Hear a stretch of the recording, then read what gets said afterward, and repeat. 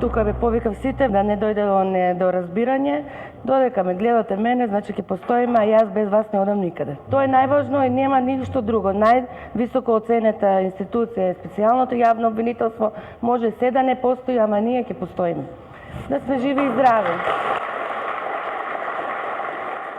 За 4 години специјалното јавно обвинителство, кое го именуваа како бедамот на правната држава, беше со полни раце работа.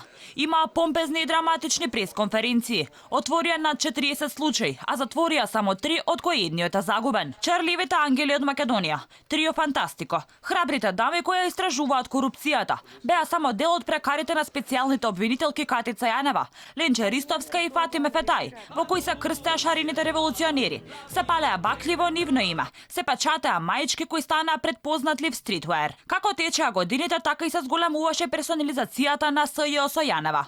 Се чини дека по промената на власта, доминацијата на Катица во обвинителството се зајакна.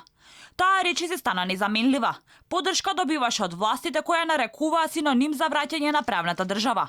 А околу нејзината евентуална промена, доколку тоа се побара во новиот предлог закон за јавно обвинителство, Јанева истакна дека нема кој да ја смени. Не може да ме сменат мене, како мислите да ме сменат?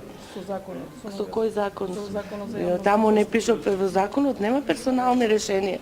Не се пишува дека ќе се смени лицето тој и тоа. И додека никој не можеше да ја смени. Јанева случајно или не, на денот кога Бојан Јовановски беше приведен, таа си поднесе оставка од нејзината функција. Денот по оставката на Јанева почна со фотографии од познатите маички СЈ, со пречкртана буква Ј, зад која стоеше нејзиниот лик.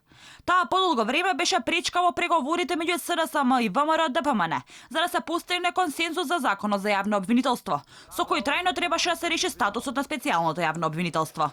Опозицијата инсистираше да биде исклучена можноста за Јанева да добие нов мандат, а власта не се согласуваше со тоа. Сепак, споменувањето на нејзиното име, за сега само во јавноста, во случај поврзан со изнудување пари од обвинет, од нејзиното обвинителство, веќе почна да фрла сомнеш на целосниот кредибилитет на институцијата и на сите предмети што ги водеше таа. Поголем број на правни експерти, странски дипломати и политичари порачале дека е неопходно да се обезбеди законско решение со кое СЈО ќе ја продолжи својата работа, со оглед на обемот што го има. Овој закон се споменува и како услов за државата да добие датум за почеток на преговорите со Европската унија.